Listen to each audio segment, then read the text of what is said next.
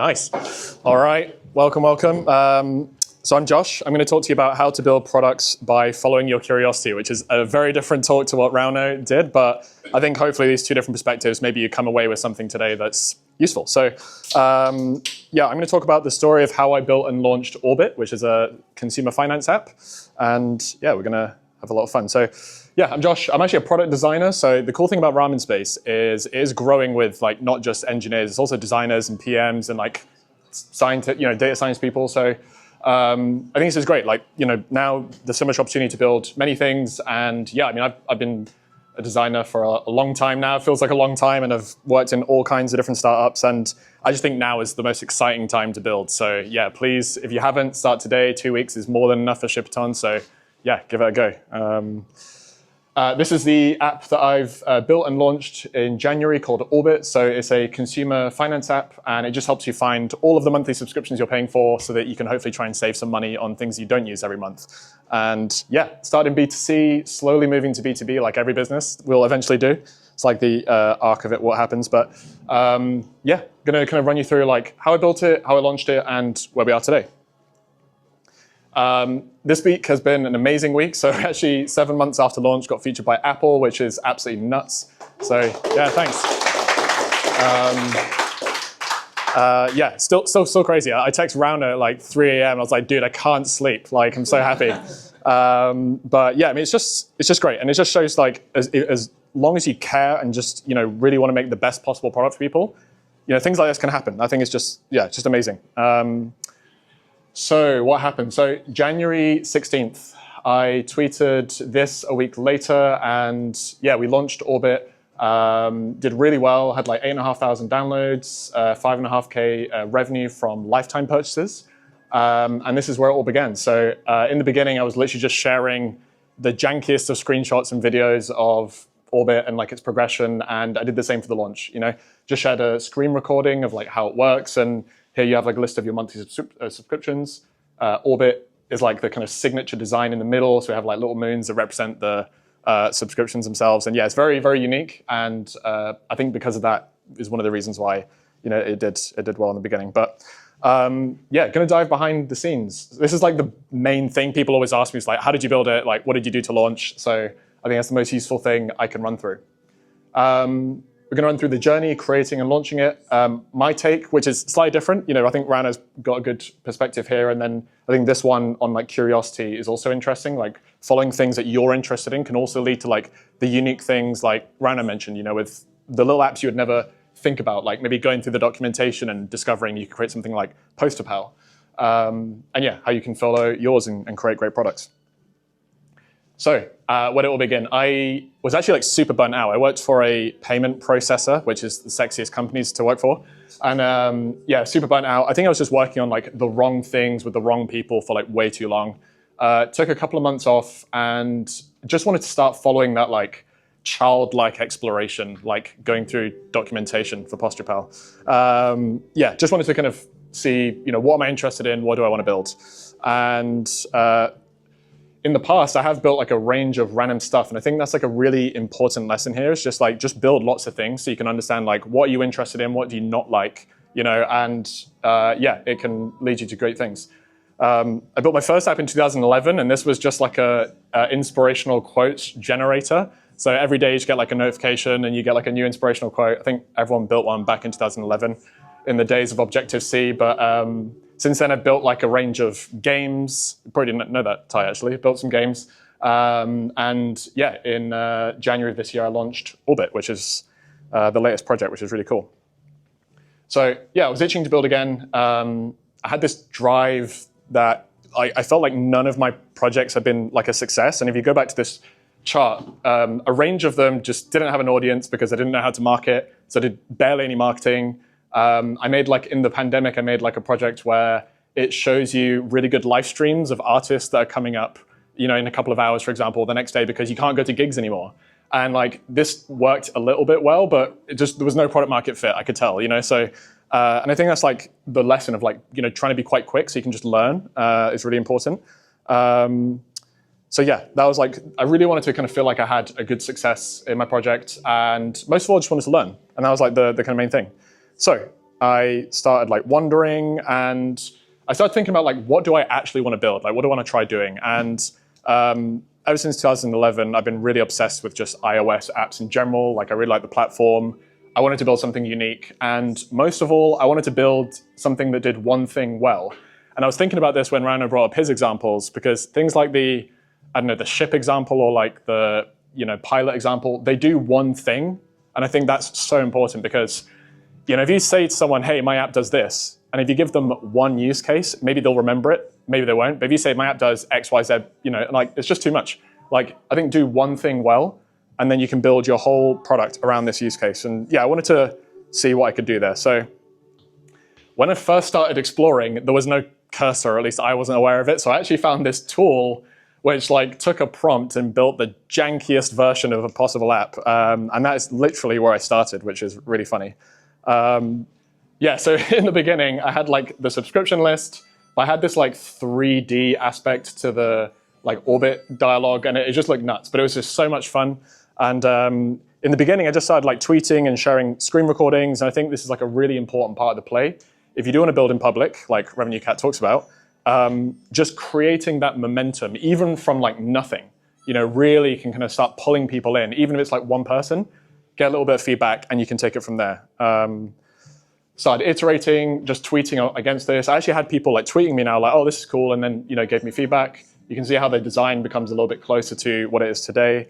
And then got to the point where I had like a really rough proposal, and yeah, just kept sharing, little by little in public. And then I did what I absolutely hate, and that's sharing on Reddit. So yeah, really great place. Recommend it. Yeah, started sharing. No, it's actually not too bad. I had some I actually found a thread by complete chance where someone was asking for this product. And I think that's literally because I started Googling it, right? Yeah, started replying, very authentic, hey, I'm building this. All I linked was a tweet. I didn't even have a prototype. And it's like, that's how lean it was. Like, I didn't have anything, just like a screenshot of what I'm doing. And with some pre-validation, I actually stopped because I really wanted to learn Swift. I wasn't using any AI tools back in November 2023 because I don't know if they actually existed then or not, or they did, but maybe I didn't see them. Wanted to learn Swift. I learned it like a little bit years ago, but I thought, okay, this is going to take a long time. So I actually got a new job and then started doing it on the side. But then I discovered Claude artifacts, and that felt like light years ahead of what I could do compared to what I was just struggling to fumble together a build. So that was huge. Made some amazing progress, and you can see, as a designer, it blows my mind that I even have GitHub. I'm not going to lie. So yeah, I felt like November's up here. Started a new job, and I was building it on the side a little bit. Discovered artifacts. Started making real progress, which is like one commit every business month, and then I discovered Cursor, which was just insane. You can see the difference in speed here, and that was just a real momentum point. And then here in January, less so because I launched it and I was dealing with customers and stuff. So yeah, crazy journey. Vibe debugging is god awful. Don't do it. Just learn how to really fix things. Yeah, that was one of the toughest parts. In the beginning, especially when we had the earliest models, it's just absolutely impossible.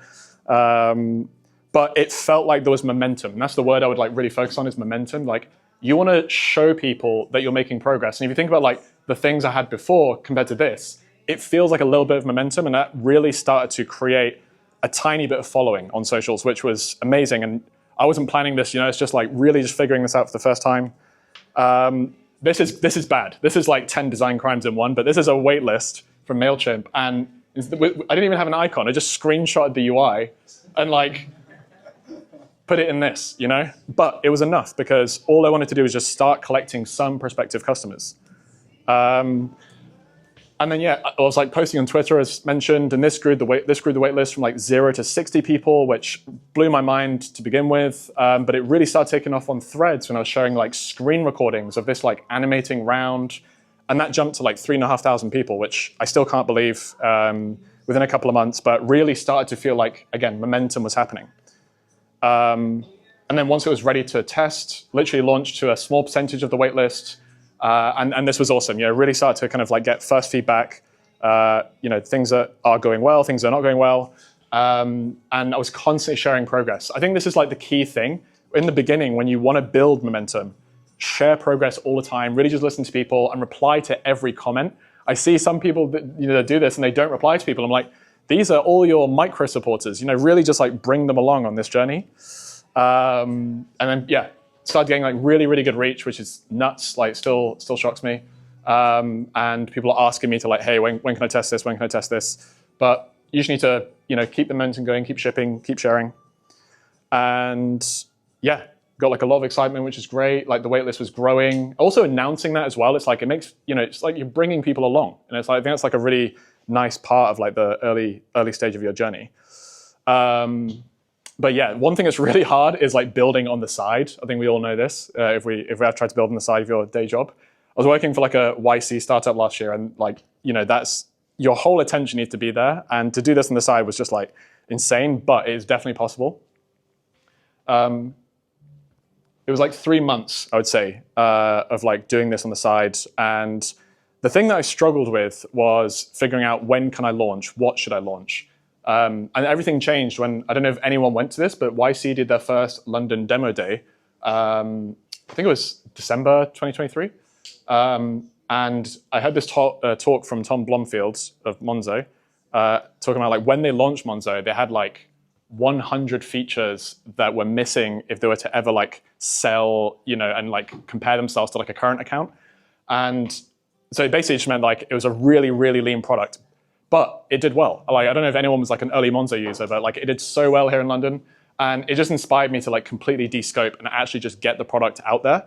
So I went home, I had like a whiteboard with the entire professional spec of the product, and just started crossing stuff off. And like that really was the defining moment that helped me ship. And yeah, started showing that again, just to kind of create some more momentum. And yeah, it was like an amazing moment where I was like, okay, cool, January 16th, I'm gonna make it happen. And yeah, did like this, again, very janky tweet, all jank, make it happen. Emailed on the waitlist, posted to socials everywhere, shared everywhere. And it was the best launch I've ever done for anything I've ever done. And going back to the beginning, 1 week later, it's more money than I've ever made in any of my like other 10 projects in the past. And I think it's just because I was taking people on a journey with me and like showing them progress and like showing them this unique thing that I was really, really passionate about making. And I think the summary of that is just like make one thing well, which is like one of those great examples from Rano's case. And this phrase is sometimes cliche of like building a painkiller problem, but it is, it does make sense. It's like you do need to build something where people see that and they're like, I have this problem. Thank you. You're like, you're solving it. Versus like, oh, that's cool, which is kind of like a 50-50 split of my customer base right now. But yeah, create momentum like by pulling people on the journey with you. And I think that's just like one of the key things that like led to the success of Orbit. Yeah, it's come a long way. This is iOS 26, looking a lot better than those like janky screenshots in the beginning. And yeah, 7 months later, having a ton of fun. It's going well. I went full-time on Orbit 3 months after launching, which is awesome. And yeah, just kept everything like super, super lean in the beginning. I think that's great to kind of show that. But yeah, that's the story.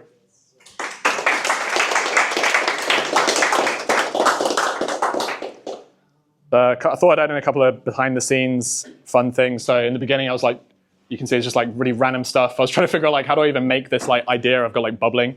Yeah, these like really weird Figma files.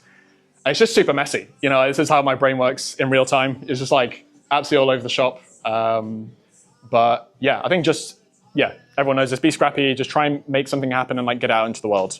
But yeah, that's all of it. Cool. So yes, yeah, Alexei. I just wanted to say your definition of junk in the design. Yeah. Way too high for 90% of people. Yeah. I think your junk screenshots are actually very good. Not a question, but just a complaint. Yeah, it's actually a complaint. Yeah. Yeah. I mean. Yeah. Go for it. Just one question. How come did you do like a space thing? I guess there's different methods that are, fairly straightforward. One that comes to mind, I think, is Bobby, the one with the little squirrel. It's a clean app, but for all intents and purposes, it's a list. And, Yep. It looks clean, but it's not much more than that. You've clearly put a lot of effort into making yours look different. probably not particularly easy to make them very nice, orbiting. Here you go. How do you sort of approach making something that is visually nice that most companies would probably qualify as a nice to have, versus solving the problem? Like, I don't know, do you have an approach where like you kind of 50-50 or like, I don't know. I'd be interested in your thoughts into sort of like the visual nice to have versus the problem solving.